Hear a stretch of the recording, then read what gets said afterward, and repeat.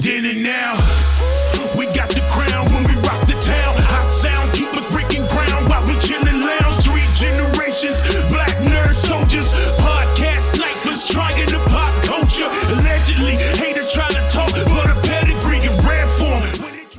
Hello, everybody. Welcome back to another episode of the Then and Now podcast. I am your co-host, Captain Diesel, and I am joined with the usual illustrious co-host, Lelouch V and Professor E, King of the Comics. But before we start, I want you all to know and remember that. But yeah, brothers, how y'all doing, man? How's the week been treating y'all? A bit of confusion because I didn't hear the sound snippet that he played, but it's been hectic. I mean, working with UPS and it's Cyber Monday / Black Friday. It's been hellacious, but I'm getting this money. Yeah. Had a long day. Well, not super long, but a busy enough day at work. Yeah, you chose like the worst possible time to get a job there. Yeah, Bruh. It's the worst time of the year. They don't really tip y'all enough to be there, man. Not nearly enough. No, we're getting paid pretty well. Like Okay. They got some important jobs right now. Getting all I mean, these packages around you guys ordering. Yeah, that's crucial. Women crucial, especially because you're out there in the cold zone where you're located too. So it's I mean, we're getting stuff from the whole Eastern Seaboard right now. You know, stuff going up to Canada or down from Canada to pretty much everything over here. So my oh my God, I could not do what you do, bro. I could not do what you do. I have the polar opposite job. I had the polar opposite week this week because it was I teach at a charter school, so that we're out the whole week for Thanksgiving. Let those kids rest. And I think it's pretty much the teachers found a way to make that happen so they can have a whole week off to do whatever they want to do, more or less. So I've been chilling here, working on stuff, enjoying life, and playing too many video games and whatnot. Getting fat. Hey, I'm trying to get like you, big dog. yeah. But today, speaking of video games, man, we have some dope topics today. We don't have any mainstream movies or shows that we're covering that's out now to review. But we're getting back to the core of what this show is. Definitely watch From if you have it. Oh yeah, I'm gonna check it out. Because I'm gonna have to probably binge it next week once I finish Big Bang Theory. Because I've been binge watching that for whatever reason.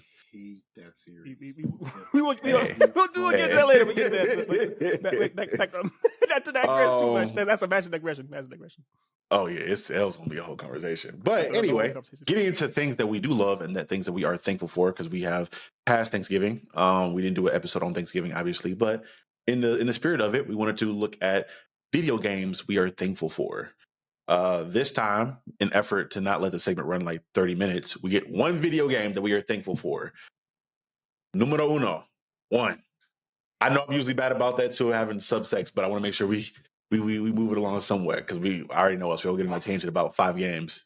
But we can start off with Professor E since it was a topic that you suggested. So here's the best part. The way I broached it was I said for the game, because you play a game of some kind here. I said for the game, I want us to mention something that we're thankful for. Charlie, a graduate student that he is, said, "Oh, so the game is mentioned a game that we're thankful for." And I know what it was. I love him for that. I know what it was. I do what I want, damn it. I'm not even sure that I have a game that I'm thankful for. But you know what? But I will yes and the hell out of your beard. A game that I'm thankful for, I will say it's simple. I am thankful for Shadow of the Erdtree, Elden Ring. I was talking to my co-host Otis about the controversy how Erdtree was nominated for Game of the Year, and some folks were saying how can you nominate an expansion or a DLC for Game of the Year? It's fine. I get where you're coming from, but for me, it is a whole new experience. It was one of my favorite things to play 2 years ago, and this year I'm really thankful that I was there again. The same way that back in the day, another FromSoft game kind of helped me through a rough time. This one did too, and I was thinking transitioned from my jobs and everything else after I broke up with my girl. So having I'm not sure what it is, but having a really tough game that kind of forces you to kind of lock in certain ways or shows you that you can overcome adversity, it almost helps you in your real life to get over that adversity too. It shows you that you can withstand a lot. It forces you to be a stronger, better person, and it shows that you are one. So I am grateful for Shadow of the Erdtree, the Elden Ring DLC that came out this year. Man, it's not bad. Not a bad one. Lelouch? I gotta play it. I'm going to go to a throwback, and it's one that I've been playing kind of heavy the last like day and a half. I mean, you talked about it a bit yesterday, but I'm going to say I'm thankful for Neo 2.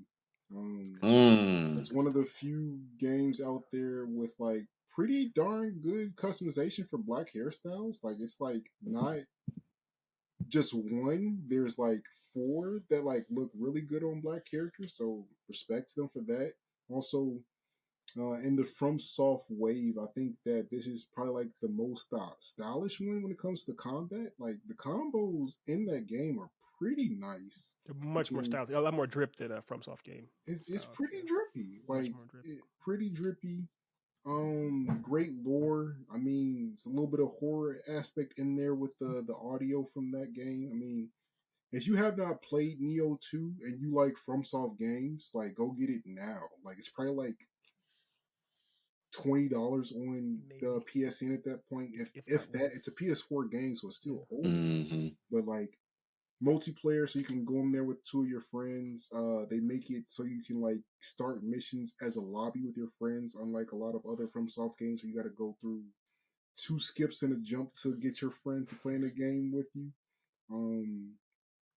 And I've seen the I think did we talk before, or at least the mods they have for it where you, on PC where you can look like, I've seen the mods where you can look like Naruto, because basically you have like a fox one that follows the spirit, and they have they also have now they have like a Gojo one too, because they have all that purple yokai you can kind of transform into. So the mods are crazy. If you get a chance to look up the mods for Neo too, they're dope. Yeah, highly recommended. Great game overall. Solid story. The difficulty is definitely there still to this day. Been stuck on the snake boss for 2 days now. But overall, really fun game. Highly recommended. Go play that. Yeah, I second that. It's a game I need to go back to try. I think I started it a while back, and I think I started it around the time Baldur's Gate 3 came out, so that kind of went out the window. All my time went into Baldur's Gate, so I'll probably start it back soon at some point soon here. Sure. For me, if I had to say, that would be my favorite game of all time.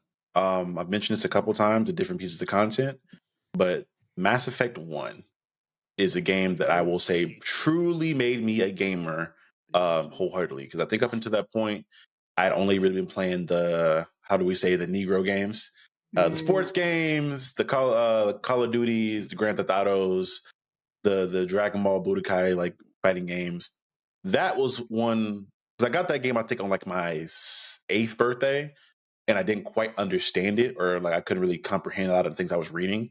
So it kind of sat in the bottom of my pile of games up until like I was 12 probably, and I went back and tried to play it again. And I was like, oh my god, this is amazing, and it changed my life and changed my ability for gaming for the better. So real quick, did you try playing it when you were 8 but couldn't quite get into it, or you didn't play it at all, kind of let it sit on the shelf? I tried to play it, but I couldn't get past certain parts because again, I wasn't reading the paragraph that was put in front of me to understand how to do things. I think I got as far as like the Novaria when you do that puzzle, that orange puzzle stat. I was like, I didn't know what the hell I was doing, so I just tapped out on that game and said, I'm gonna go play 2K or something. I don't know.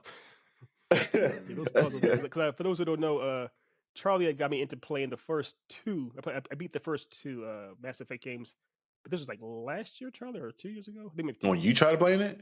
No, because I remember we did a little bit on stream. I played. Yeah, that was like 2 years ago. It was 2 years ago, right? 2 years. But I ended up beating the first 2. Beat the first 2 games. But it's very even. I think it's the second game that has those weird puzzles that make no sense. It's kind of like there's no like reasoning to like the puzzles. It's like the whole like connection, the fallopian tube puzzle thing you're talking about, Otis. It's like, what is this? I almost was like, why am I playing this game?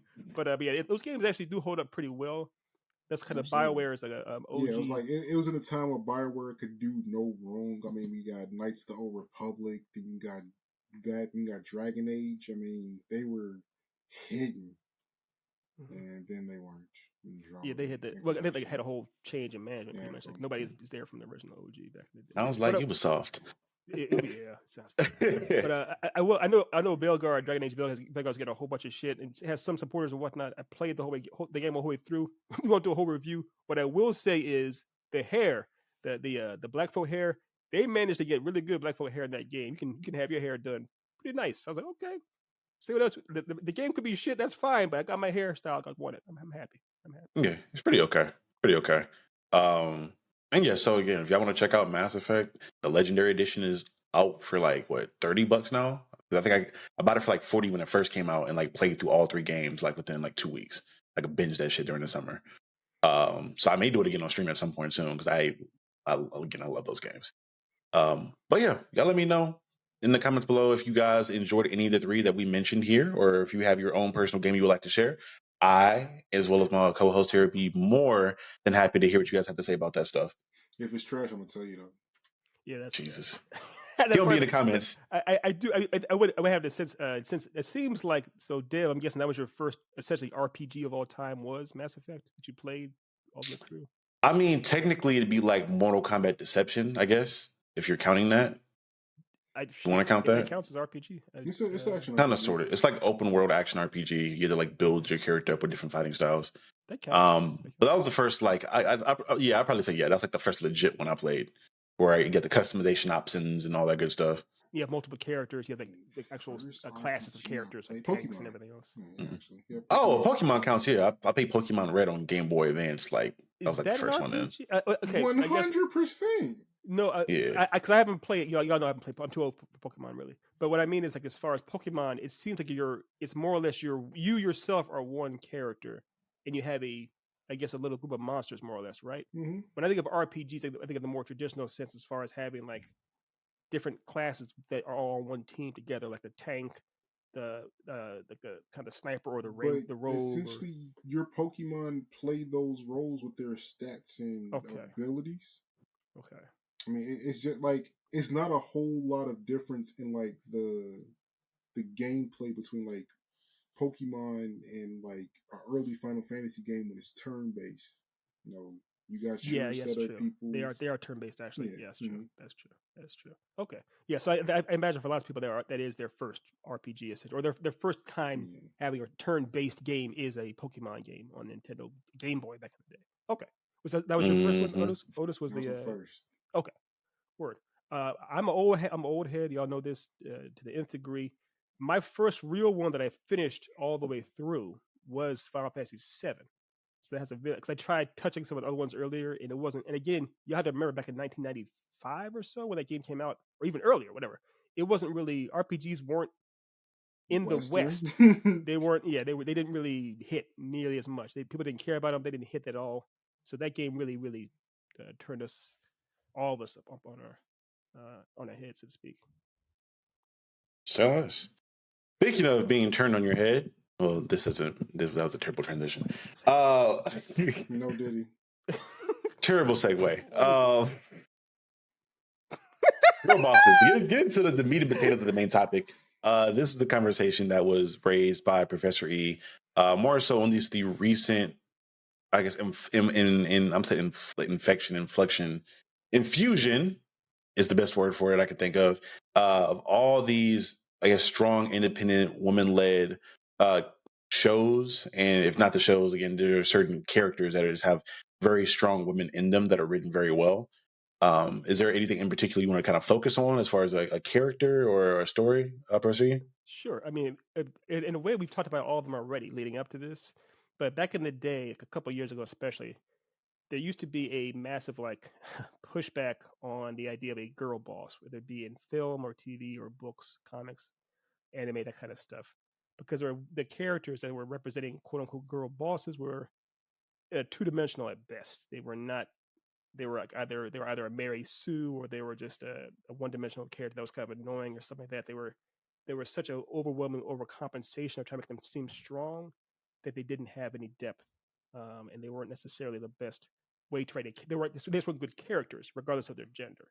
But in more recent years, especially this year, it seems that there's a lot of really, really well done girl bosses, and I've heard this from lots of female pundits on film and reviewers talking about it. And on our show here, I know there's 3 dudes talking about this type of stuff, but we've covered series recently that have had really good girl bosses, and it's I don't think it's a coincidence that people have started writing better girl bosses and because of that, we've had better shows. And some of these shows too, like for example, The Penguin, the showrunner and directors, they were women. They made the one of our favorite characters, Sophia Gigante, or if you want to call her Sophia Falcone.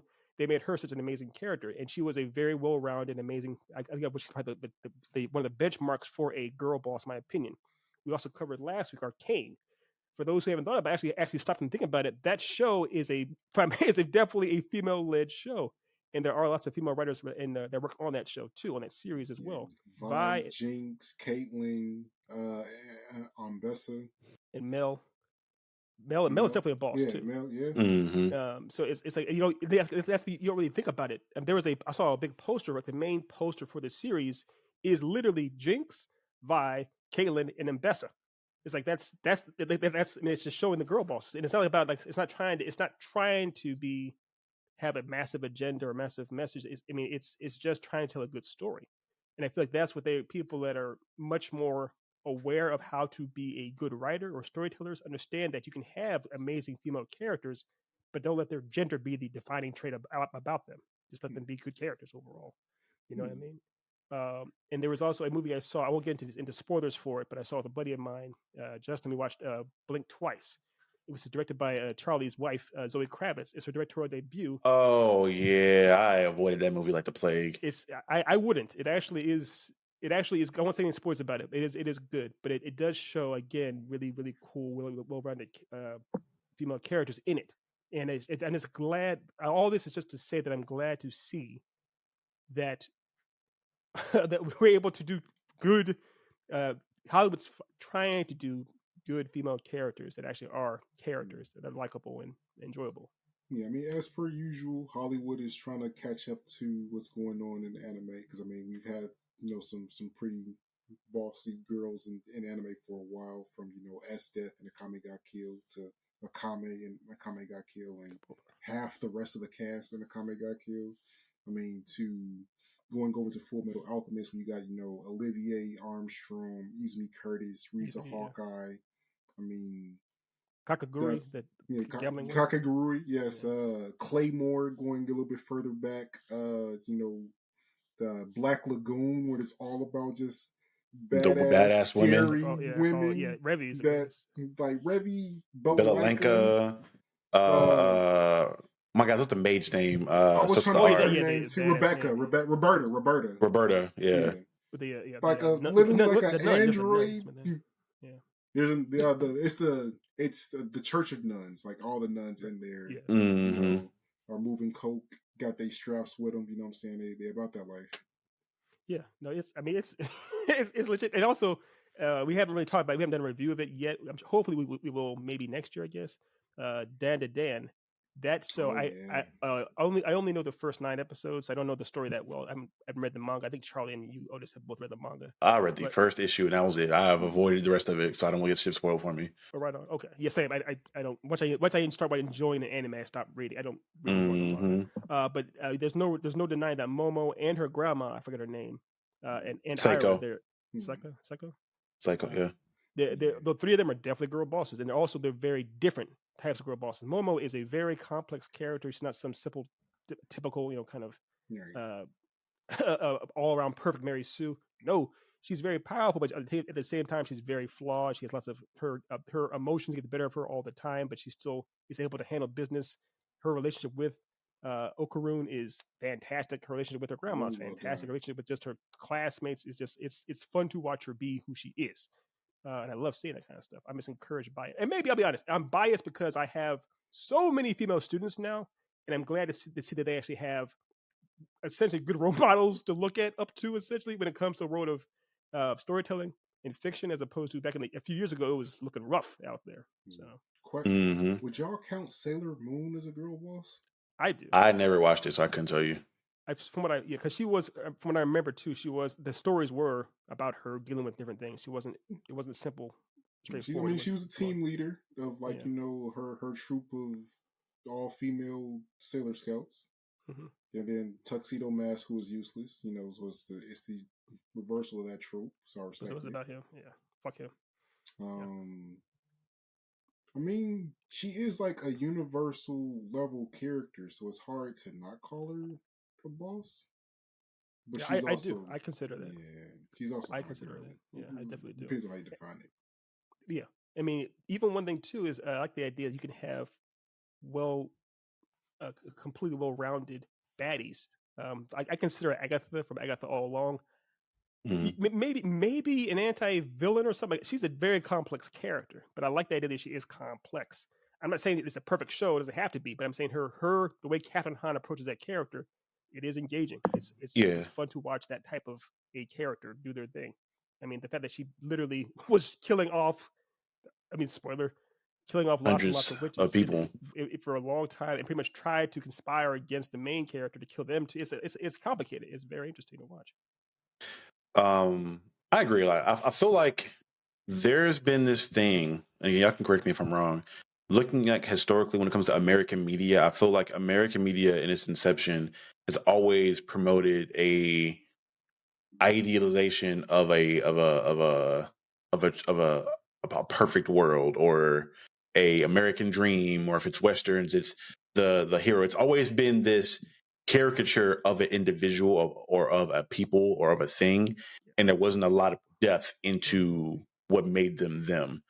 When you 100%. look at like old westerns and wartime movies and action movies, it wasn't until probably what, like, maybe sometimes in the 70s and 80s, maybe, when you're starting to get into certain directors and certain people that are taking an extra mile. But even then, I don't think those were the more prevalent pieces of IPs that were prevalent. Well, not prevalent, that were prevalent. The ones that were like big at that moment in time, that got a lot of the attention. Maybe until like maybe the 80s, probably, is when you started to get more sci-fi stuff, where that became more of a focus, with stuff like Star Wars and Dune, where they at least tried to do more character writing that I can think of. Mm-hmm. Again, if people that are more of a cinephile and knows history about movies that do that before me, please let me like me in the comments. But to my immediate knowledge right now, that's what I can think of. Versus to Otis's point, when it comes to like anime and Japanese media, when you're looking at a lot of those old school kung fu films and things of that nature, those were things that were always at the forefront. And I found it very interesting because most of the world, at least, especially over in the eastern parts of the world and some over in the western, it was very misogynistic, in regards to how women were seen, in regards to being property, or just being in their traditional places in the house. So I find it very interesting that they really took an extra mile to write women that way. And again, it could be a similar thing over there as well, where we didn't get that stuff until like the 80s and the 70s. I'm not a super historian on Japanese media in its inception. Um, but I don't know when that turn was exactly. Again, it could be the 80s, but you start to see women be written as full-fledged characters, not just a caricature of what a woman's supposed to be. Right. So much Do so, you have like, any to your point idea with when Perfect Blue came out? Yeah, Perfect it was Blue. 94, 95. It was a minute. I'm looking up right quick. Yeah, I think it was the 90s, right? When last time I talked about it. Yeah. Yeah, because maybe it's not. Again, I know in the 80s for sure there was stuff like that, and those old kung fu flicks with like a lot of the Kurosawa films that were like in the 70s and maybe like the early 80s. Yeah, Maybe like 97. Crouching Officially Tiger, 97. Hidden Dragon. I feel like that was I was the gonna women say were that. heavily I was emphasizing gonna that. say That that. was 2000s though, wasn't it? I think that was No, that was 99. maybe 2000. 99, 2000. I thought it was 2000. I'm looking up right I'm quick. looking for the 99. Yeah, but all that aside, 2000, it's 2000. it's been a drastic shift though, from them being seen as housewives and objects to now they're written so complex that it's really hard to put them in a label or a box of what this kind of character is. Um, it's interesting. I don't know what. Well, I know what the main cause of it was with regards to like the growth in storytelling and people being more creative as time goes on. But I think it's really just reflective of what society looks like, especially in modern day, where you see women take on literal boss roles from business to other parts of industry, where they're allowed to get education, allowed to work, and allowed to be in these areas. It just makes sense that they're course. written as actual people. And there's like we talked about diversity a lot on this panel. But again, your media should reflect what your worldview is, and if you're seeing women and brown people everywhere, you should be able to write them as accurate as possible as far as being well-rounded individuals, and we're seeing that. I'm glad to see that. Right on. Yeah, I talked to Charlie how I sent him some pictures. I went to see the movie Heretic at Tarantino's theater, the Vista, right, in L.A. Oh man, that movie, bro. Oh my god, I gotta talk It's about a that at dope some ass movie. point. It is a dope. Talking about girl bosses, that movie actually has some girl bosses in it too, ironically enough. But right next to the actual Vista, he has a coffee shop called Coffee for Pam Grier, because that was a movie she had, Mm-hmm. right? So even back in the 70s, right? I think it was the 70s that came out. Maybe the That late movie, 70s. Foxy Brown was a little bit, I thought, in the 90s. Foxy Because he Brown's did like a not a spin-off, but a retelling of that character, essentially, I think, right? So there was I don't think it was the OG blaxploitation film. Jackie Brown was the movie he did, but and then Foxy Brown was kind of like obviously directly inspired by that because it had Pam Grier also, and then Coffee, I Yes. believe, was another movie she Early did movie. before that too. I think it was the 70s though. So all those Yeah, are kind of I don't think he did that though. I forgot. I don't know no, if he did didn't that do one, Coffee though. or Foxy Brown. He did, Yeah. but he did do Jackie Brown. Yeah. but Yeah, it was if you go into the coffee shop, you clearly see there's lots of Pam Grier stuff around there as well. Mm-hmm. But Foxy it's Brown is 1974. Just saying. 1974. Okay. Right. Yeah. Okay. So yeah, of course, there are plenty of there are examples of badass, cool girl bosses earlier in cinema and earlier in the Western cinema and storytelling. There's characters that we've seen before. We've seen characters like obviously we did a whole top 10 or top 10 final girls. We mentioned plenty of awesome women in movies from all over several decades of film and everything else. But I think the thing was that there was a stretch here for a while, especially with this kind of the youngest generation that's getting into filmmaking and storytelling or film with viewing films and that kind of stuff, where there were, because of a lot of overcorrecting, they were making characters like that weren't quite as interesting to watch on the screen. Like for example, like Rey, the way she was portrayed later on in the Star Wars films, or Captain Marvel, or the way she was portrayed, is that they weren't didn't have as much depth oftentimes. Cough, And it was Ultraviolet. Ultraviolet. Oh my god, That was a movie. That was actual. That cost money. Mm-hmm. That was Paper. So I did something I want to get into in regards to the differences in how those characters fail, because I think they all fail for their own different reasons. Again, even then, I still don't think Captain Marvel was terrible in regards to that. I just think she was really different from the norm in regards to the type of woman she was personally. But obviously, again, I think the most obvious one we see is like the over sexualized woman, where like they're meant to be, like their sexuality, again, because we talked about that being a cool thing sometimes with femme fatales and POIs and being used in a correct manner. But sometimes I feel like that's their only asset they have in certain characters. Like we've seen that with Selena Kyle in like the Tim Burton Batman movies, where she's dangerous, but she's dangerous because she's attractive, and they didn't really showcase her being intelligent or crafty. It was just she's hot and she can kill you because she's hot. The only reason Bruce Wayne pays her any attention is once she gets sexified. He's like, "Oh my gosh, you're hot." To the point where he ignores her when she has glasses on. So yeah. But I mean, are you saying no to Jennifer's body? Like, I mean, are you not getting caught in that trap if you're a person out on the street? And see, the thing I liked about Jennifer's body was, again, I think that was more of sort of allegory in regards to control and respecting women, and that coming back to bite you in the ass. Because that was one of the similarly with Heretic was like really prominent with that in regards to men controlling women, and how that can bite you in the ass if you're trying to control them just off of seeing them as a thing, as a tool versus people, and that being able to bite you in the ass. That's my thing. As long as it has some kind of depth there, you can use sexuality and sex great in media. I just feel like it's used as a crutch a lot in order just to get butts and seats. Who's attractive in Hollywood right now? Put her in the most sexually explicit thing possible. Throw it on a poster. Cool, we'll get asses and seats. Yeah, I mean, and that's that kind of fan fiction. Obviously, is prevalent in anime. It's prevalent in music videos. Prevalent in movies, things like that. Of course, it's TV shows. We see it all over. CW built a whole Riverdale. That's all it is. It's a bunch of TNA on teenagers, more or less. It's like, what are we doing? But Euphoria. Yeah, but I agree with what you're saying, Otis and Charlie. Is that there's a place for it if you're able to, if that's part of the story, or if that's kind of being handled in a crafty way. I dig it. I can get behind that. Double Indemnity, an old movie from the 50s or 60s, right? It's all about how a very clever woman uses her feminine wiles to trick a detective into doing everything she wants him to do. So there's Vertigo is the same thing with poor Jimmy Stewart. So there's ways you can actually have the sex appeal be part of the story without having to diminish the story, without the fan service getting in the way. So yeah, I agree with that. And Captain Marvel, for example, Captain Marvel, it's weird when you see Captain Marvel in like the Civil War, for example, or not Civil War, I'm sorry, and you see her in Infinity War or like Endgame.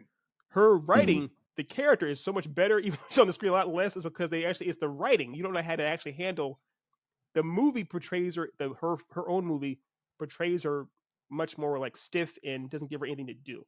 In the other film, she actually does have stuff to do. She actually says, "Yeah, this could be a great character. What are you doing? What's wrong? What's wrong with this stuff?" So yeah, I agree with that. It's not. I don't blame Brie Larson or her what she's doing. It's again, it's the writing. That's the problem. Is I want people to write these characters better. Because that movie had a lot of talking points, some disingenuous, obviously, in regards to it being centered around a woman in general, from a certain demographic of people that will treat them like Voldemort and not name them for now. But yeah, I think it's. I literally think it. You know what? I really got a different perspective on it when I watched Gladiator 2, where I saw a character, and the main character of that film, who I don't think did a horrible job. It's just they really did not care about him at all. Like they gave all the scenes, all the most prolific scenes, and all the important scenes to Denzel and Pedro Pascal. Interesting. Yeah, and this is like the most machismo masculine movie ever, but it was done there where, hey, we'll take this guy who's supposed to be the main character and we'll give him the most coincidental backstory, but he's not going to do much until the end of the movie. We'll just let Denzel and Pedro push this narrative forward, and they got to shine and again, I think gave out Oscar-worthy performances in that movie. And to his, I guess in his defense, Lucius, I guess it's Lucius, right? Because I haven't seen the movie yet. And young or grown up Lucius is a defense. He is trying to hold scenes, or at least trying to be in the same film as Denzel and Pedro Pascal, and they're, no offense to him, but they're the leagues beyond him. So he doesn't get that much screen time in general. Like, we'll have a 15-minute scene with Denzel where he's smoozing and manipulating, and then we'll cut to him in the cell for like 5 minutes talking to somebody, and then we'll cut back to Pedro doing something, and then back to Denzel for another 15 minutes, and then he's just there for another 5. Like, he's never on screen for significant moments unless it's being a callback to the previous movie near the end to wrap it up. Oh, word. Because they keep him very mysterious for the most part throughout the film.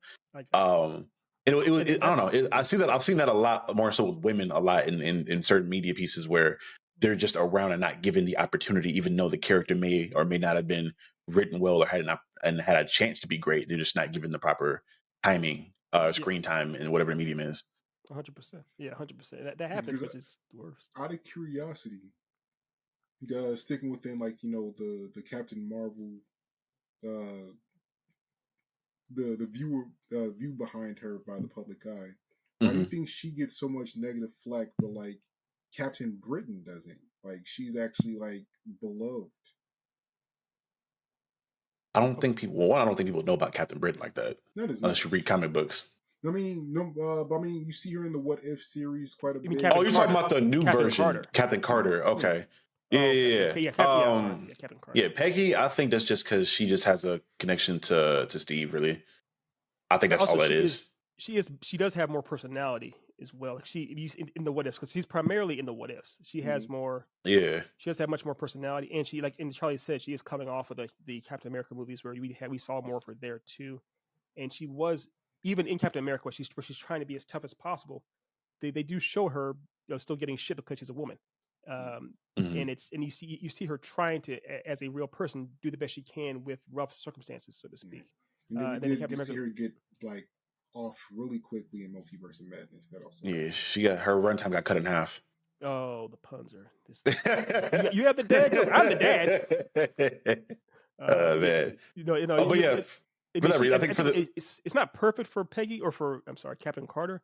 But she is a more well-rounded, better written character in the story. There's a part where she's talking to the Watcher, Jeffrey Wright's character, and she's pretty much talking about how, like, it's just she's struggling. She mentions how she's struggling. It seems like her vulnerability is on display, trying to be Captain Carter isn't easy for her, and she doesn't miss Steve, all kinds of stuff like that. So it's like seeing just that amount of vulnerability, seeming that human, does work. And I don't mean to hate on Captain Marvel. That's not fair to do that, but it's just for me, they didn't write her properly in that movie, and it's funny to see her in other movies where she is written better. Mm-hmm. I think for the most part, Captain Britain or Peggy, for people that aren't aware, it's the association game. The same way like Rhodey wasn't hated, and even though they went through two different versions of him, it's the fact he has an Iron Man suit on and he's with the character they like. He's approved by the character they like. I think it's fine to them. The fact that like if they would have introduced Peggy in her own movie in the same fashion that Captain Marvel got in, I don't think she'd be as well received. Like let's say she came out before Captain America came out. Well, that would have issues in itself because people would be like, "Why the fuck is she here, not Cap?" But yeah, just being just for the hypothetical using that situation, can't say people would hate her. And even then, I don't think too many people hated Captain Marvel outside of a certain collection of people that hated her. I just think that people assumed that they just said it was a bad movie. I don't think people hated her. Well, some people don't like Brie Larson for whatever reason. I don't know if it's that movie or if there's like some. It's her off. It's off camera. The interviews and stuff. She seems. Yeah, I think they don't like her as a person, and I don't stay in the loop on her as a person as much to hate her for a particular reason. It's weird though, because like people loved her as Envy in Scott Pilgrim, but like you get to this and like she's like public enemy number one. Well, again, there were lots of. If you also the interviews off. When they were doing all the press conferences and stuff like that with the Avengers, there were lots of interviews where she'd be with Chris Hemsworth and like Don Cheadle and whatnot, and they'd be kind of like the questions would come, and she'd be more aggressive, kind of seemed like she wasn't as amicable talking about things. Like she seemed much more kind of. If you go online, I feel like she got caught in that trap of like, well, not in the trap, but like once you get into a Marvel movie, you're amount of stardom and people talking bad about you regardless on the internet is kind of, I think maybe she was kind of defensive because of that, is be my best guess, because now no matter how your movie is, you're going to get a million DMs and comments and tweets about you sucking and weird stuff about your family. And then in particular with that movie, it didn't help that it felt like in the same way that Caitlin Clark was used as a talking piece for right-wing politics, where people don't really care about her or basketball, but she represents a narrative they're trying to get off. And I think it was the same thing with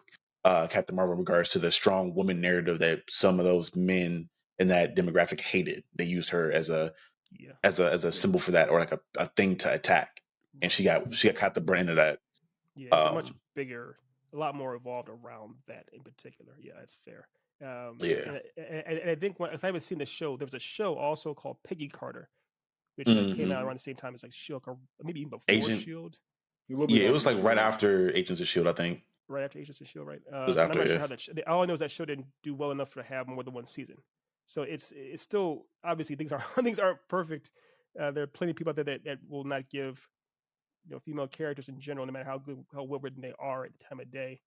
But it's just what is encouraging to me is that there are people that are trying to do it, and if they find a way to almost sneak it in. Like, I mean, the thing is, Sofia Gigante, she's the biggest. Her and Vic are my biggest takeaways from the Penguin. The Penguin's a great show. I love Colin Farrell as the Penguin. My biggest takeaways from the show are Sofia Gigante and Vic. So it's like if you just make a show called Sofia Gigante or Sofia Falcone, it definitely wouldn't get nearly as many eyes on it as a show called The Penguin and have her in it as essentially his main antagonist, so to speak. So yeah, and again, to speak with her, I think she encapsulates all the things we've kind of laid out throughout this episode thus far in regards to requirements.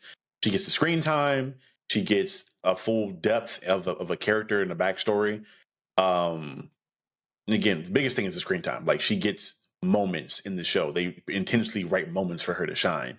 I think if you have a character that you intend to be a significant piece, or hell, even if you introduce a character in general, I'm not saying they all need a monologue per se, but they should have some form of a moment written into that script if you're going to show them on screen.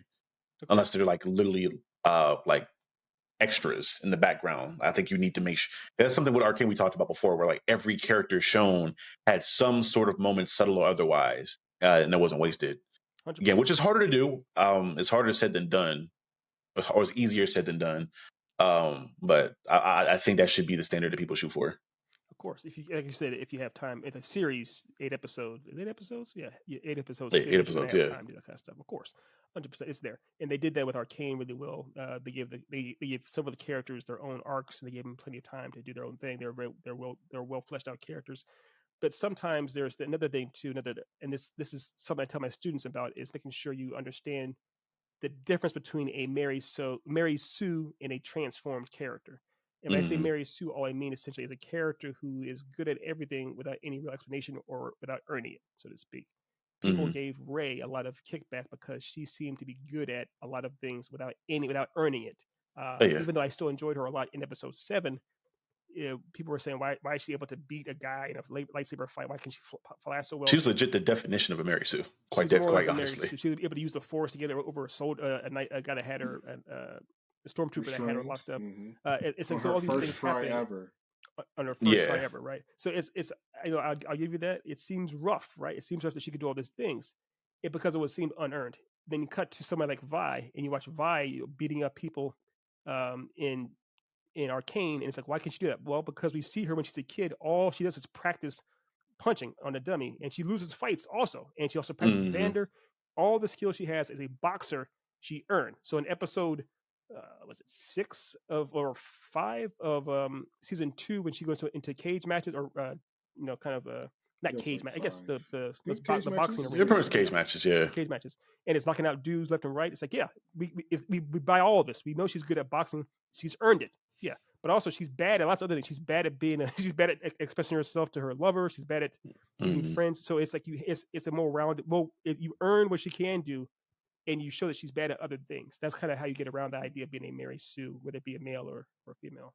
But out of why do we excuse it so much for like some of the male characters? Like, I would consider James Bond, right, to be a Mary Sue, because this man is a top tier racer, marksman, skydiver, like building scaler, mountain climber, every manly activity that you can think of. He's poker good player, at drinker, like everything. I think there's 2 reasonings for that, and I think the biggest thing is because, again, we talked about misogyny and men being the dominant thing in these industries. He represents the male fantasy, at least the white male fantasy for the most part. I mean, some black people can idolize and empathize with a lot of the stuff he does, but a man who is athletic, cool, suave, sleeps with all the most attractive women on the planet, and kills the bad guy and gets paid to do it, like, he is the embodiment of what you want them to be. He's a caricature of what a man is supposed to be in regards to those traditional attributes. And again, because I talked about earlier in regards to like westerns and stuff like that, most of those men portrayed in those things when it comes to what's not True Grit. What was the Clint Eastwood film back in the day? No, it was The Good, Bad, and the Ugly, I think, is what I'm thinking about. Oh, way back. Way back. Okay. Yeah, way back then. Even as far back then, media wise, they were meant to be caricatures of people. Yeah. So for men like that, it's like the pinnacles of archetypes, so to speak. Yeah, it's called the good, the bad, the ugly, and the one's meant to represent the good. Yeah, of course. So yeah, that's a fair point you make there as well. One thing too, just to address what Otis was saying as far as why is James Bond, I agree with what you said, Charlie. It's because he's meant to represent in the time he came out.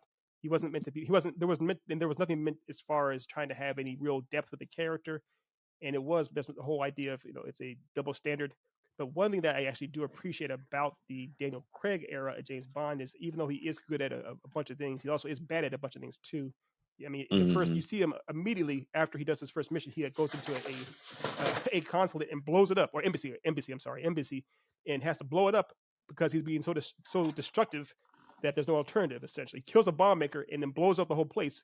And his boss M chews him, just tears him apart unabashedly. Then he goes around, goes to an airport, and ends up blowing up an airplane. He gets beat up doing that, and he gets torn apart again by his boss for doing something like that. So even though he's able to do these things, he is getting torn apart for doing them, and it shows that he's able to do things that are really seem almost impossible. It's not a good thing that he's doing them. It's like a self-destructive tendencies that he has. He's on a path of destruction, more or less, and he does pay recourse for it.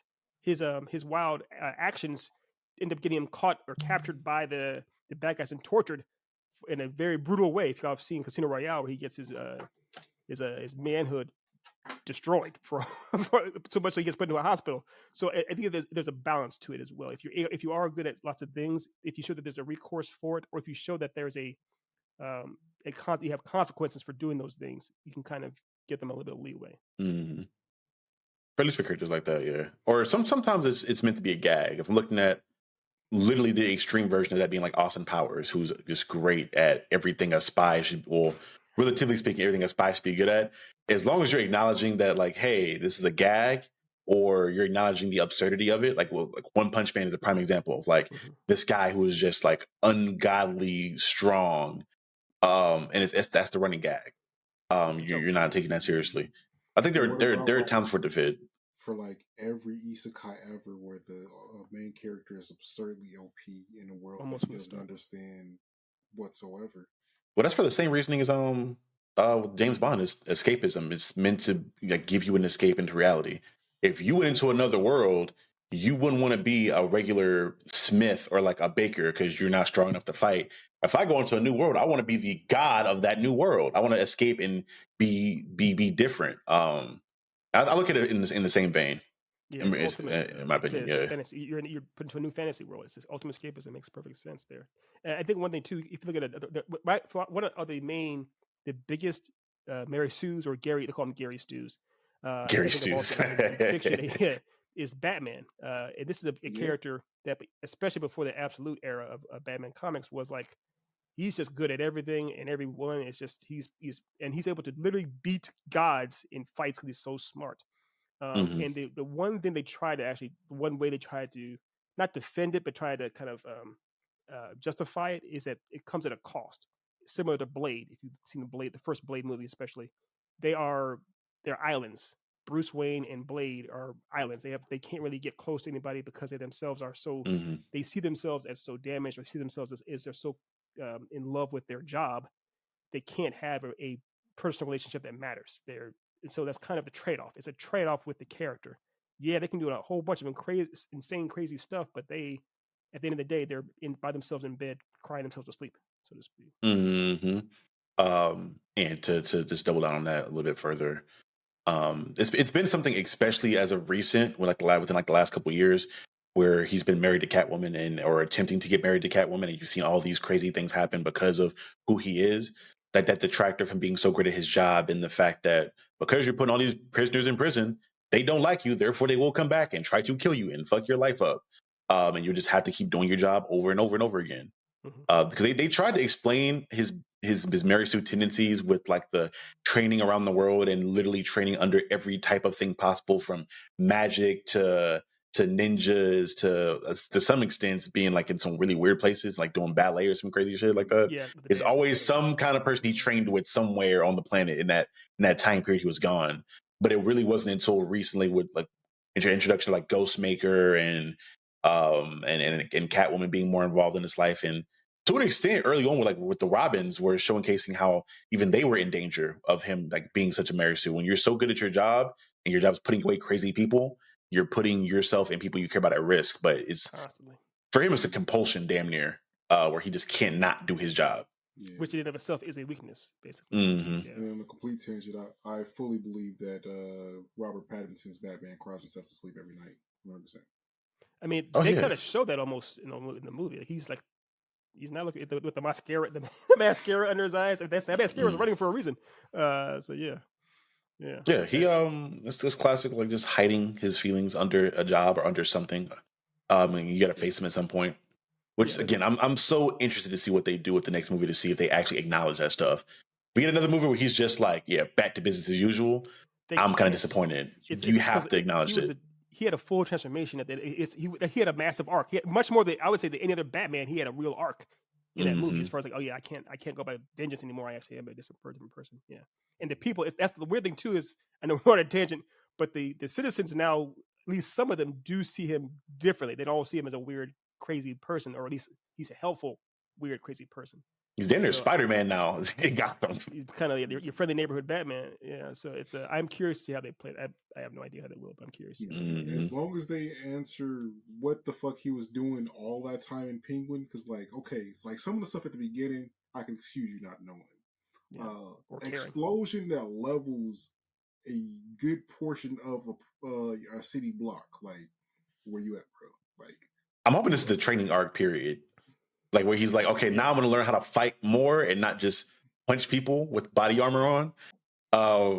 Because essentially, he was pretty much damn near the absolute version of Batman, where it's not a lot of ninja stuff. It's just he's really good at boxing and a lot of the striking martial arts. It's not like all the crazy shit. Yeah, so maybe that's what happened. He went on a training arc, or maybe he got really fucked up from the fight. Well, he didn't get that fucked up because he drove off on a bike at the end of that movie. But I just hope he interacts with Sofia Gigante at some point in some way within the movie. Like, even if it's like we know it has to happen. That would be ideal. Goes to the jail and like asks her for advice on how to stop Oz or something. Like, give me you realize because if you think about this too, they already have kind of baked in where because Sophia and Selena family, yeah. So clearly, since Batman's so hot for Catwoman, it's very easy to come together. Or you get a message from Selena saying, "Hey, I need you to go talk to somebody in Arkham for me," or whatever. But I love the idea now that because Kristen Milotti killed it so much as her character in Penguin, people now want to see her character in the movies like more than anybody else. I love work her in there. Help that.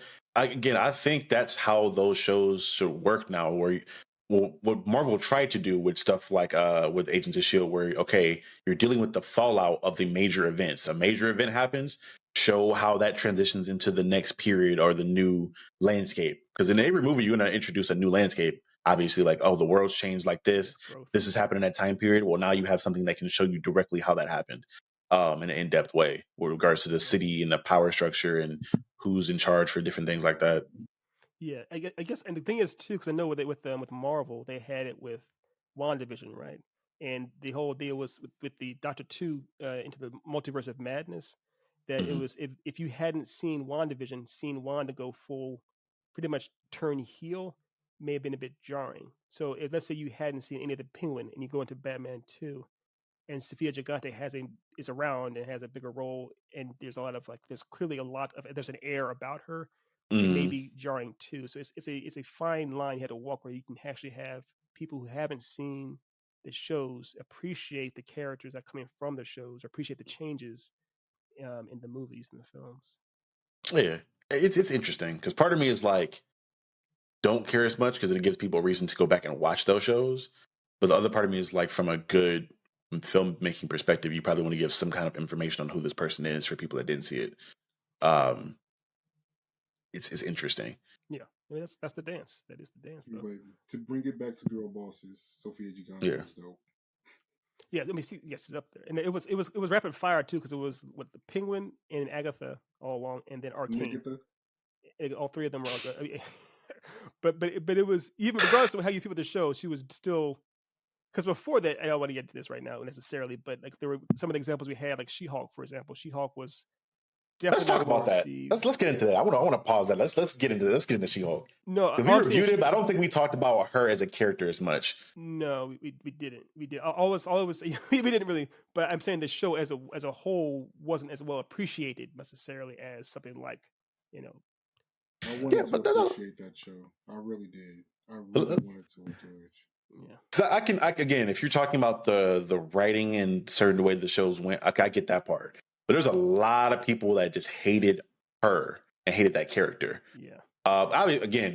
We're not going to be talking about the demographic that just did not like the women being front and center. I know that Meg episode pissed a lot of men off for whatever reason.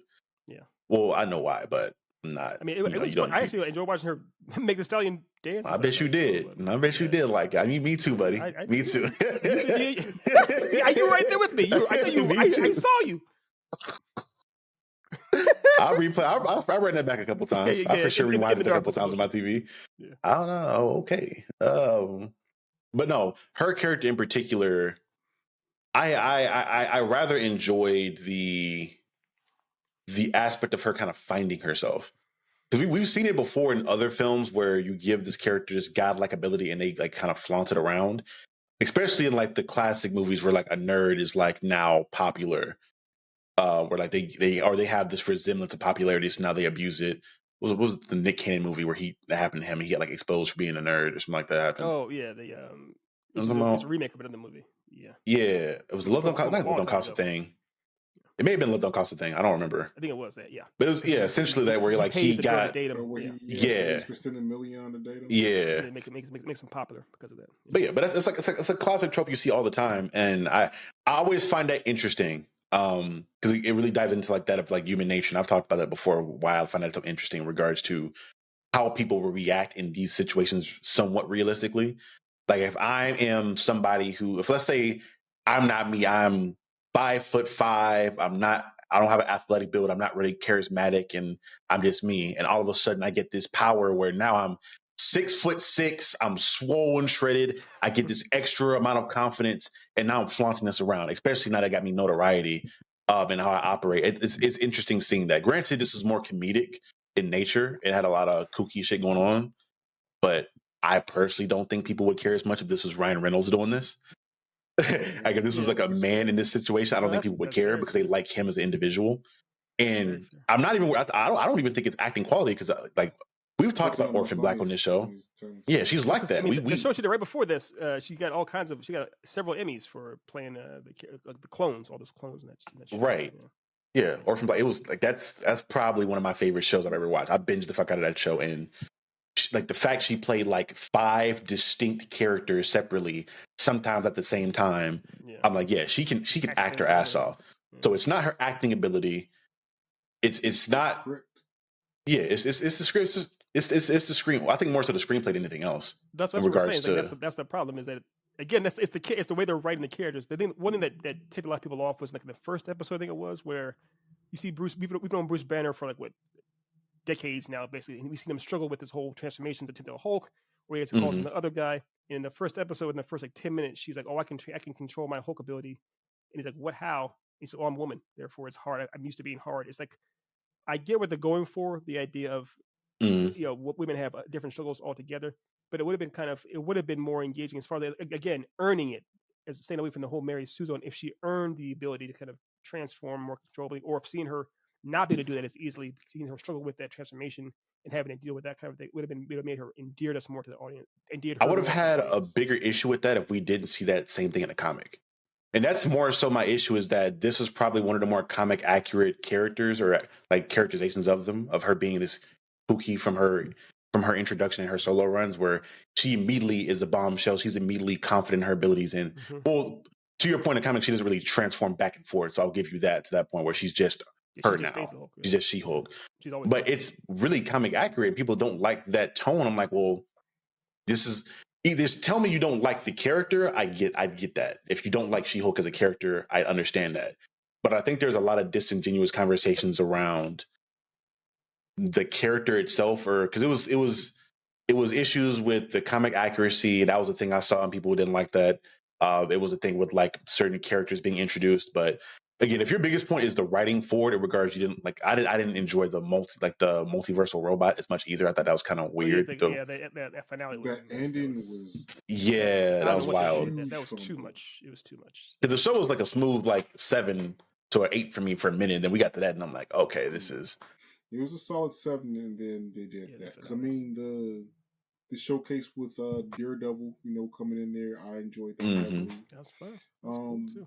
Conceptually, I thought the show could have been so much better than what it was. Because, realistically, if it was a law series, law drama, set in the Marvel universe where you have to deal with all this collateral damage all the time, that could have been amazing. That'd been fun. And they dabbled in it, and they didn't really go heavy into it, which slightly bothered me, but I accepted it. They didn't really go action heavy into it either, because she didn't really have fights that really challenged her, in my opinion, throughout this. So she didn't know how. She didn't know how to fight out. She'd never had any fight training. So, it's just they introduce a lot of half measures, half done concepts, and didn't execute on any of them. And that's what bothered me about the series more so than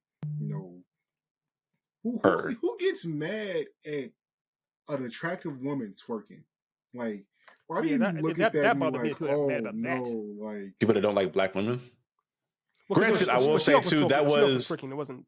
Meg was that was fresh off the Meg Tory stuff too, so people already didn't like her for that reasoning at that time. And I think that is that's the sad thing with a lot of these women-led projects. The ones that are like super despised is usually like some third-party event or situation going on that causes a lot of issues with that, rather than them not liking the person for whatever reason, or a director associated with it, or even a topic that's being covered. Off camera stuff. Yeah. Like Brie Larson, that was some of the things. And that's why maybe that Krista Milotti didn't have to deal with too much shit, because she's more or less, even though she's done a lot of work, she's not like a really super well known name in Hollywood. Or even with Arcane, they're animated. So if you can't really, it's hard. And even though they're voiced by, bigger names, those names aren't. Haley Steinfeld, of course, GOAT status. And Ella Purnell, who was in Fallout, they themselves haven't been dealing with a lot of shit off camera, so they're fine too. So that may be why. Yeah, it's a rough thing. It's rough. I think there are a lot more dope women characters out there than people give credit for. I just think that I give it the same thing where, because you guys know about the whole electrical Negro trope, right, in comic books, where people feel like there are just too many, like there are just so many electrical, but and you look at like the grand scheme of things, there's not an overwhelming amount of black. It's like 10 maybe, but they're the most popular ones, so they're perceived as being everywhere else. And there's like characters like Icon or Blue Marvel that are dope, that are around, but they don't get that attention in the same way. I feel like I think sometimes people just don't want to look for strong, independent women in the media, because I understand it to an extent. If you don't empathize with that or don't relate to it, I can see that, especially if these stories are based around women experiences that are particular to the woman experience. As a man, you may not understand that, but I think there is that hint of hypocrisy there, to where when it's been the other way around forever now, well, I will say, because women still have their own forms of media they maybe prefer, but for people that enjoy that type of, whether it be an action movie or a superhero movie, they still watch that and enjoy that stuff. So I don't know. I don't know, when somebody finally gets their chance to shine, it's like, damn, why are you so mad about them getting an opportunity when you have a large laundry list of characters you can go back to that relate to you and your experience? I just think at the end of the day, it's fragile male ego. You can't handle seeing a strong woman because you see the inadequacies in yourself. Let's be clear. Let's be honest. Yeah, that's 100% on the table. 100% on the table. Yeah, there's no way around that. I see a muscle mommy like She-Hulk. I'm like, how you doing? You know what I'm saying? Rhea Ripley. Yeah. Jade Cargill. The WWE has been heaven for me lately. 100%. That's definitely man. I think what it is too is like you're Lucy saying. Lawless back in the day, you know what I'm saying? Lucy Lawless. Xena was so much better than Hercules. It wasn't even funny. It's not even people still don't give a shit about that fucking show. But yeah, Xena was amazing. But I think you're right though, Dave. You hit the nail on the head. Both of y'all did, as far as like there are a lot of insecure ass incel dudes who are like, hey, get your strong women out of my my nerdcore comics or anime or movies or whatever. It's just, get over yourselves. Good characters. They only serve to even make the male characters better. Like when I look at a series like Black Panther, the property's better. Yeah, I look at something like Black Panther and like how great Angela Bassett was as a character and a supporting piece, where she made him that much better from the conversations they had. I'm still pissed she didn't get an Oscar for that. I was like, how is this? That's Hollywood. That's them trying to make up for how enjoyed Jamie Lee Curtis for like 40 years. It's bad, but again, that's why I try not to put too much credence on those awards, because they're really biased in how they judge that stuff. Because niggas don't give a fuck about the Grammys. No, what's crazy is even like with black people too. Well, it's not just with black people too. It's like whole genres of film that they're like, well, fuck horror. We're not gonna give y'all no awards for real, even though you probably had the best product this year. Yeah, they're biased against genre films. I don't know why horror movies this year. Finally saw Alien Romance, by the way, fantastic. Hey man, hey bro, say man. Yeah, and that's what we talked before. Again, I thought she was. I forgot her name now. Damn, I forgot her name. But I thought she was a pretty cool, good girl boss. Also, she wasn't perfect. She made mistakes, and she wasn't overpowered. She's not clever. Ripley. She's not Ripley. But she's not supposed to be. Right. She's like, she was a younger person. She was trying to do her best. She was clever at times, and she loved her brother. That's all that mattered. That is something too I want to speak on really quickly in regards to horror. I feel like horror may be the one genre where I've seen there be like predominantly, honestly, especially in like the '70s to the '80s with the Scream Queens, like most of those ended like there was majority girl bosses. When you're looking at a Ripley, a Sarah Connor, oh my god, I'm trying to remember the Jamie Lee Curtis's character in Halloween. It's Laura, reference back right? to the episode we did like 4 weeks ago when we did all the final girls. Yeah, literally like just a crazy amount of them. And granted, sometimes you have it to where they're trying to get allegories off about, virginity or being promiscuous and stuff like that. So women are used as the main symbol for that. But for the most part, in horror, like women are allowed to really shine in horror movies and like shine from ways of them just showcasing who they are as well as the mental trauma they go through throughout the movie or may have gone through before the movie started up until that point.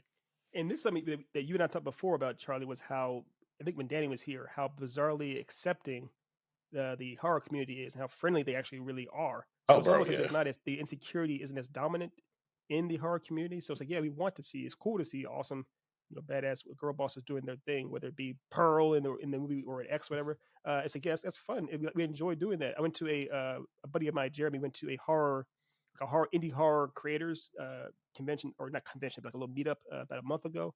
And there were a couple of really cool women that were there too. They were really, really dope. And they were talking about how it's a fun genre to shine. You can shine really well in the horror community or in the horror films, much more so than other mainstream films, because there's the gatekeeping isn't nearly as severe. They actually want you to. Yeah. So are we counting any of the characters from Deliverance as girl bosses? I mean, Deliverance. Did I see Deliverance? That new Netflix one. Oh, I didn't watch that bullshit. No, I didn't. that which is supposedly based on a true story. That thing. I asked Kayla, I'm like, is it worth watching? She's like, hell no. I'm like, cool. I'm cool on that thing. I heard a lot of bad things about that movie. A lot of bad things. It is the funniest movie I saw all year. So, yeah, Jesus Christ. By far. Yeah. Granted, I was like, that trailer kind of dope, and then I heard it was so bad. To your point, I do think there is like an inherent, not bias, but it's easy to put a lot of women in horror just for the factor of they're seen as like in danger and dainty and need to be saved. So it's a little bit easier to go that route. But when you're looking at characters like a Sarah Connor or other women like, or even further now with a real recent with a Heretic, these characters are that partially, but then they're also shown to be very cunning and intelligent on the back end of the film, or even in the beginning of the film, all throughout. In all the subgenres. Yeah, absolutely. Quick little side tangent as a slight spoiler for Heretic. I won't get into too many details, but there's a character in Heretic where it's kind of the point of Heretic is to show what real women are, what they have to deal with as far as if they feel like they're endangered. And one woman, pretty much, you see that she is playing there are plenty of scenarios, I'm sure, where women feel uncomfortable if they're alone with a guy or what have you, and they don't want to alarm him or set him off. Essentially, so they had to kind of play dumb to make him feel to massage his ego or whatnot. And you see that it's really cool to see that kind of perspective.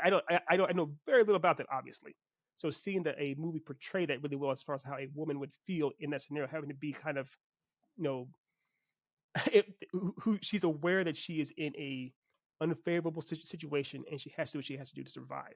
And it's a very different perspective on that. I really and to speak on that situation really quick with that movie, because again, if you haven't seen this movie, please go see this movie. It's an amazing movie. There's a lot of things when discussing like theology and things of that nature and religion. So if you're interested in that kind of a conversation, it's amazing to see.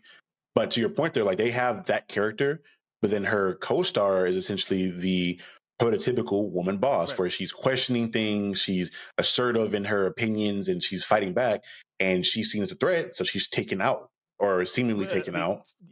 She's addressed more. She's addressed. Yeah, she's addressed directly, really quickly, like because the target kind of moves from her into the seemingly meek and weak person. But to your point, like she's just putting on that persona in order to survive at that point, and she's a lot more perceptive than you would think. And again, it shows a lot into how women have to perceive the world.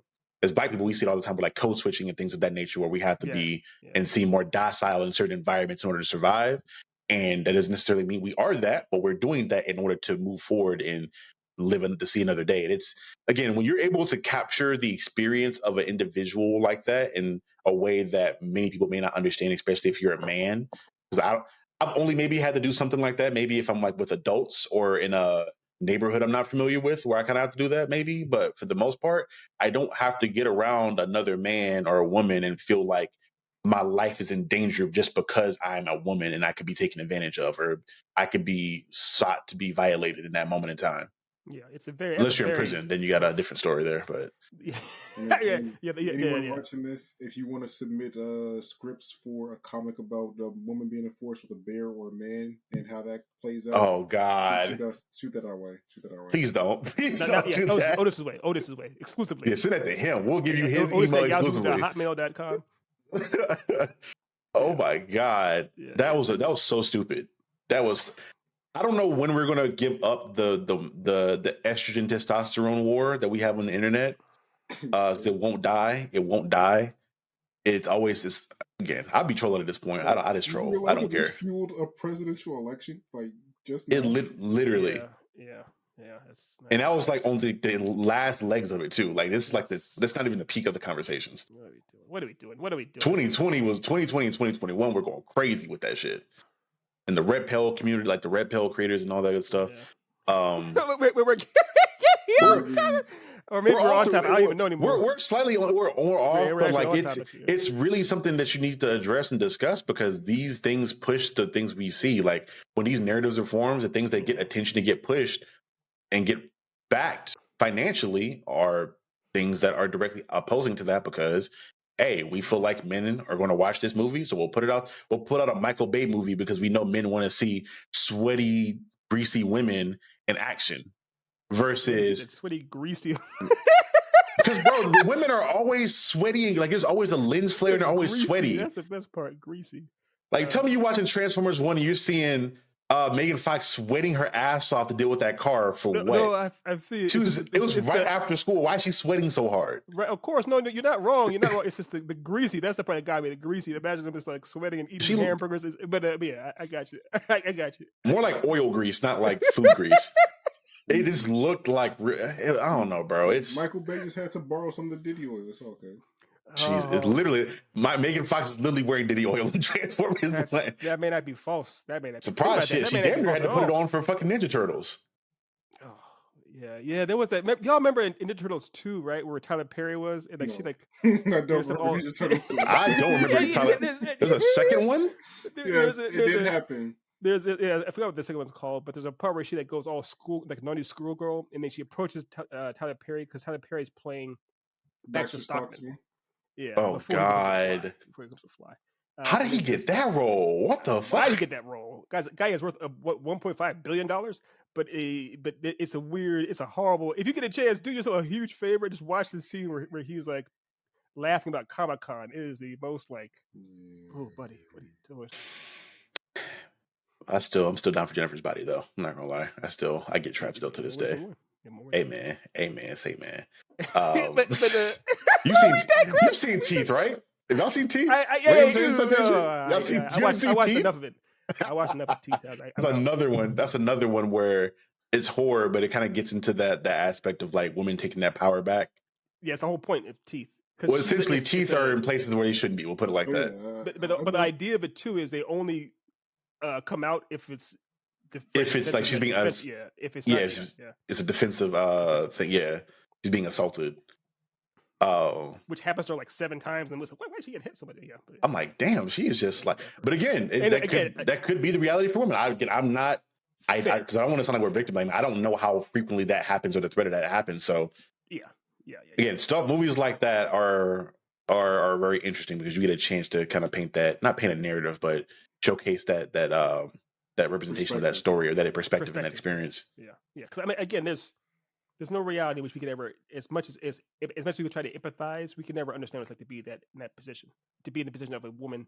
Again, talking about heretic, where you feel, how do you not set off a potential man from destroying you or coming at you or attacking you? That's a situation that we could never truly, again, unless you're in prison, really understand. So yeah. Because it'd be one thing if it was you were just worrying about death, but you're worrying about possibly worse things than just death. It's much worse in that situation. So it's much worse. And that's why slavery was worse for women. Mm-hmm. But in regards to things worse than death, the transition into the segue into the last topic. Hey man, I know it'd be worse than death to me if I just did not get some amazing food. You know, that's not bad. B+ segue. Okay, it came around. It was a little rough. The takeoff got a little rough. Takeoff. The landing was smooth. Jesus. That flight plan. Anime food. You want to kind of give a little bit more detail on what you mean by why it looks so good? E? Yeah, man. Yeah, man. I know I only do that here. That's like, why does food in anime especially, as opposed to like Western cartoons, it always looks really, really good, man. It's like, like really good. Like, what are we doing? And they make sure they put an effort and time into making it almost looks like a different artwork to showcase how good the food looks. And I don't know why why they do that, but it is overwhelming sometimes. Obviously, like there's shows like Delicious in Dungeon where that's the whole point is the food, right? Or even Food Wars where it's supposed to look really good. But even in other shows too, like even seeing my boy Nanami in JJK, he gets like a little sandwich that's like wrapped up from a store one time. That little sandwich looks so good. I was like, what's going on here? So I just want to ask y'all, why do you think it is that food in anime tends to look so good? Because it's usually the hero's celebration, right? Like Goku does well in the Budokai Tenkaichi. He comes home to a super gigantic meal. Luffy beats somebody's faces in on a island, and to celebrate, there's a whole feast. Mm-hmm. Like, I feel like it's like a kind of a historical thing, because even not necessarily in media, but in history, of course, after a large success, you go out and to celebrate Feast. with a big meal and feast. So I feel like they wanted to showcase what these characters accomplished to get those. Now, when you get to the full opposite end of the spectrum, you got to show like Food Wars, where like the show is just about food, and food is so good that it literally makes you fantasize about being naked in the field, being smothered in the food. Yeah, I don't know why they did that. No, actually, I do. It's because it's a High Dive series, and High Dive got some real questionable. Yeah, don't they have what's that one? Redo the Healer. Redo of Healer. Yeah, Peter Grill. Is it wrong to pick up girls in a dungeon? They got a list of some shows that. Did we have like a High Dive sponsorship at one point with Blurred or Bay? I forgot. That was with NWM. Redo. It's off topic. Redo the Healer. That is just reading the first paragraph of what that says. Like, what? Why does this exist? That is man revenge porn, essentially. That is incel red pill. Incel, yeah. It's that's a lot. But I think also with food, torture you for it in fake life. Granted. They put him through hell. Yeah, in his fairness, his life was terrible. That's what they feel like their high school experience was, because the girls made fun of them. You know what I'm saying? Oh, you're short and ugly, and you smell bad. Right. Instead of trying to fix any of those issues, I'm now going to super revenge porn you. Yeah. Granted, his cheeks got took too by one of the male guards, so I'm like, that did happen. But he got his cookie stolen. It's a good thing we're not even trying to get monetized. Just mentioning Redo the Healer would get us demonetized immediately. Yeah. But we're not. We're not being specific. We're good. Being kind of specific, but the thing I think what you said though, as far as like with it makes sense, and you said this too, Charlie. I think that the food is part of the celebration. It does show the characters. It's such an important thing. Food is such an important part of the culture that these characters are going through. It means a lot to them. So yeah, it stands to reason. Of course, it would be celebrated or kind of shown as being on a trophy or on a pedestal. The food itself is on a pedestal for what it is. I get that. Yeah. So we're gonna say it. Plus, I don't know, food. I think Japanese people just probably like to eat, man. I think people just like to eat. Because I'm looking at food like that. I'm looking like commercial. Like, have y'all seen how they make like the food for like fast food where it's like plastic or styrofoam? Or I'd be so in cereal commercials. It's not milk; it's actually glue. Yeah, I'd be so pissed. Like, damn, that looks so good, bro. I just know it's not busting for real. No, or like you'll see like the Ruby Tuesday, the Applebee's commercials where they're like on the grill and the meat looks so juicy and supple and shit. And it's like them spraying a water bottle on some meat from a distance.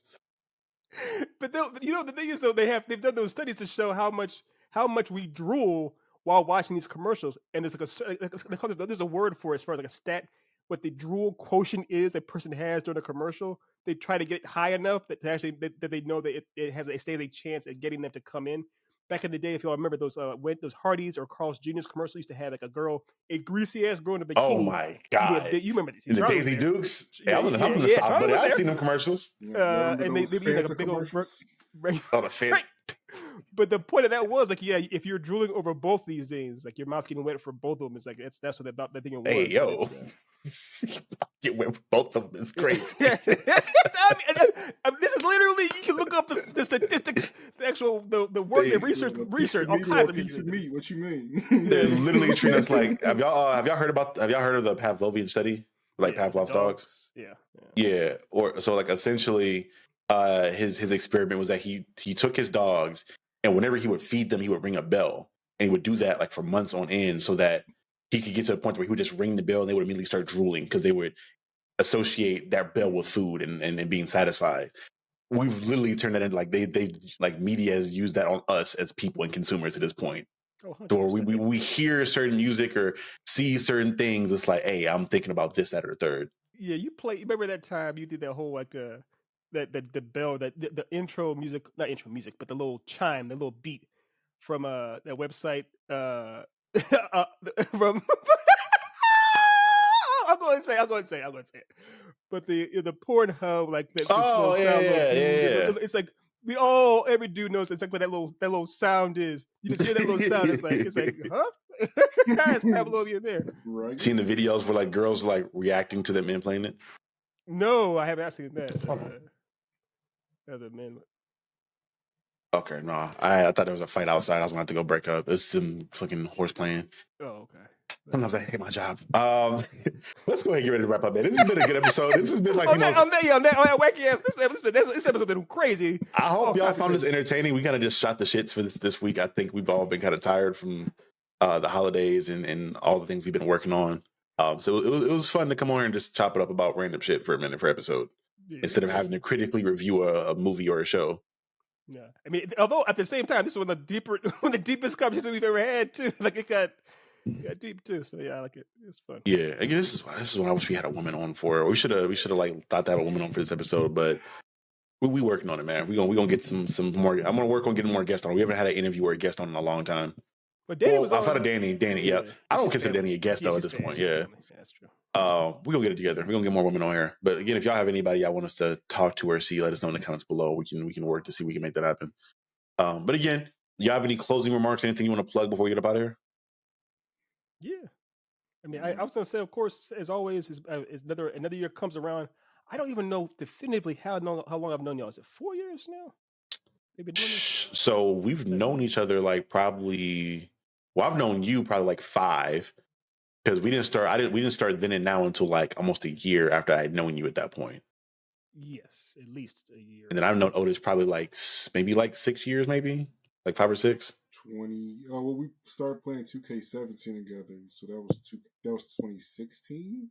So it's like 8 years. Damn, at least 8, going on 9 years. Y'all niggas old, man. That's tough. I mean, you ain't young. I mean, you in grad school now, boy. What you talking about? But all that to say was, I'm still grateful that we are still doing this together. There are plenty of people that start off doing something and they stop after a week or 2 months, whatever. I'm glad we are still doing this. We're still back. I'm glad. I'm literally grateful. I was reminded of being grateful this week for Thanksgiving and everything else. I'm grateful to have y'all in my life. Grateful to have my boys. I'm grateful that we get to do this show together still after all these years, man. I'm very grateful. Man, this is like therapy for me. I'd be having fun coming over here and just shooting the shits. I have 1 week, I know, guarantee, where I'm gonna talk to some friends and just shoot the shits about whatever I'm talking about. Yeah, I get to fire off random quips about the thoughts that come to my brain about everything. So I appreciate my co-hosts for withstanding those. Yeah, of course. We're happy. Good time. Yes, sir. All right, y'all. As far as my end, again, there should be some content coming out on my end. We got some shit coming. I'll say that. I'm about to lock in and work on this Revenge Tale script now that I have the adequate resources and people to work on it that I've been looking for a minute now. So I'm about to lock in on that, and I have some other videos coming. I have a video in particular I think will be fun, where I'm going to be introducing or discussing a character that I think would make Daredevil Born Again the best thing on television, and this character would be a fan favorite character going forward. in the MCU. So people can be expecting that. You'll get to see who that is very soon. I think this video should be done like the 4th or the 5th of December. But again, if y'all want to see that, y'all can check me out at Captain Diesel's Dojo. But for more content here, you guys can just expect more dope conversations, more reviews. Let us know if you have anything in particular you want us to talk about, and we will try to get that done here on the Then and Now podcast. And again, go ahead. Of course, make sure you slide over to blurred.com. Yeah. Get your tickets for BlurredCon. Oh shit, yeah. They haven't announced the special guest for it, but they got some good people coming. I need to buy my plane tickets like next week. I got money. I don't have money. Jesus Christ. All right. Yeah. But yeah. Right on. But yeah, y'all, this has been Captain Diesel, Professor E, King of the Comics, and the Blick Black Muffin. And don't forget that you are. And we'll see you guys next time. Thank y'all so much for coming in. Yeah, I could swear he said Blick Black Muffin that time. I mean, I'm not even going to dignify that with a proper